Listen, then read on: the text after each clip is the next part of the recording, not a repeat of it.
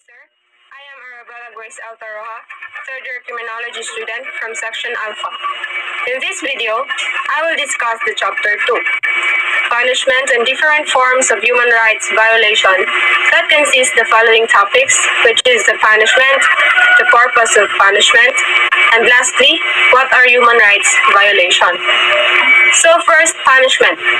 Punishment refers to a consequence or penalty imposed on an individual for violating a law, rule, or ethical code. It serves to discourage undesirable behavior, maintain order, or enforce justice. The nature of punishment can vary depending on the severity of the offense, the context, and the legal or moral framework in which it is applied. We have relevant examples of punishment. First is criminal punishment. For example, a person convicted of theft might be sentenced to serve time in prison or pay a fine. This is a form of legal punishment intended to penalize the individual for their crime and deter others from similar behavior. Second is educational punishment. For example, a student who is caught cheating on an exam might be given detention or a warning. The purpose is to discourage cheating and promote fair academic practices. Third is workplace punishment. For example, an employee who repeatedly fails to meet deadlines might be given a written warning or, in extreme cases, be demoted or fired. This is meant to correct the employee's behavior and maintain productivity in the workplace. Fourth is parental punishment. Such as going out. It is a form of punishment. In conclusion, the punishment in its various form is a necessary part of maintaining order in society, whether it's legal, educational, workplace-related, or familial. The primary objectives are to enforce rules, discourage negative behaviors, provide justice, and offer opportunities for rehabilitation. However, it's important that punishment is applied in a fair, just, and proportional manner to avoid harm or excessive suffering. Next is the purpose of punishment. Punishment serves several key purposes in society, ranging from preventing crime to promote rehabilitation. The reasons behind punishing individuals vary depending on the context, whether it's within the system, educational setting, or in personal relationships. First, we have deterrence. Deterrence refers to the use of punishment to discourage people from committing offenses or undesirable behaviors by making them aware of the consequences of such actions. The purpose of deterrence is to prevent future offenses by making the punishment clear and severe enough to discourage individuals from acting inappropriately. We have relevant examples of deterrence. First, we have a criminal law. If a person is given a prison sentence for a serious crime like robbery, others in the community may be deterred from committing similar crimes due to the fear of imprisonment. Second, we have traffic violations. Speeding tickets are given to the drivers in order to discourage speeding and promote road safety. In real-life explanation, in a society, if theft is punishable by jail time, people may be less likely to steal, knowing that the punishment outweighs any potential reward from committing the crime. For instance, if a person sees others getting penalized for drunk driving, they may think twice before engaging in the same behavior. Second, we have retribution. The retribution is the idea that punishment should be proportionate to the offense committed, ensuring that the wrongdoer pays for their actions in a morally justified way.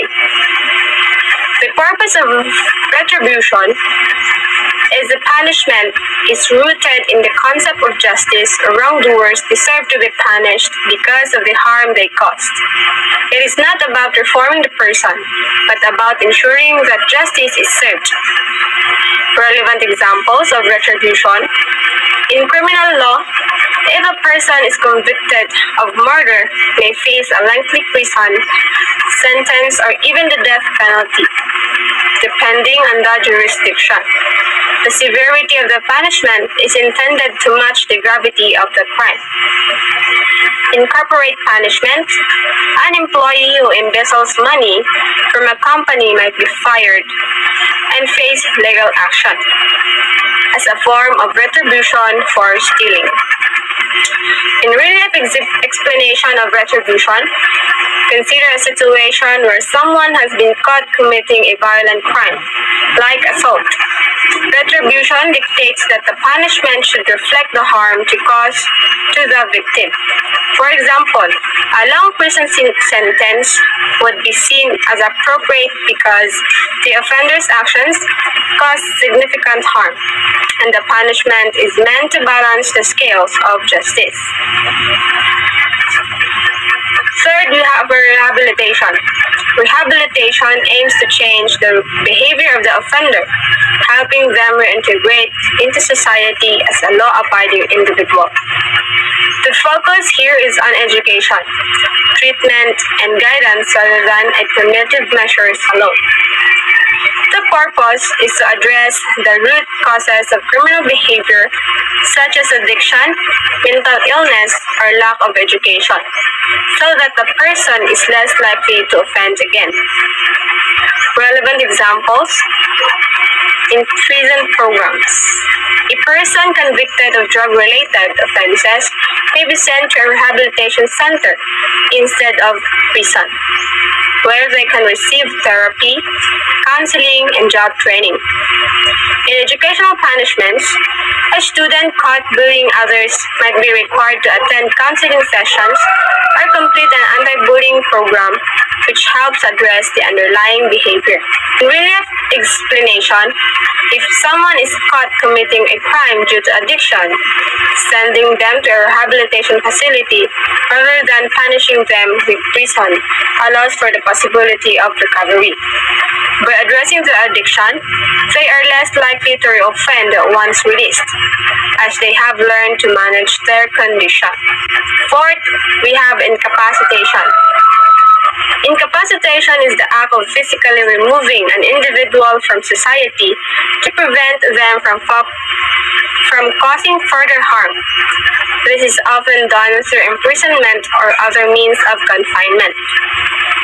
The purpose is to protect society from dangerous individuals who pose a threat. It removes them from the community, reducing their ability to commit additional crimes. Relevant examples in prison sentences.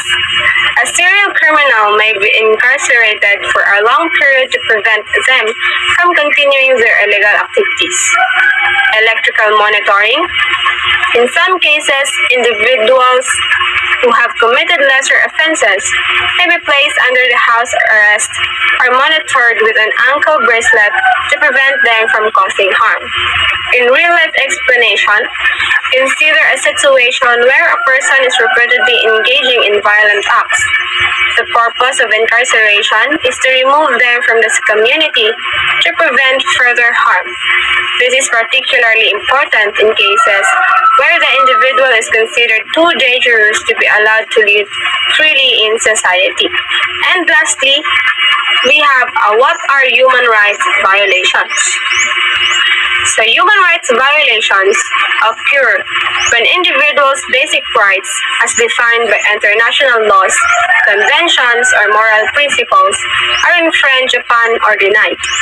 These rights include freedoms and protections that every human being is entitled to, such as the right to life, liberty, freedom of expression, and protection from discrimination.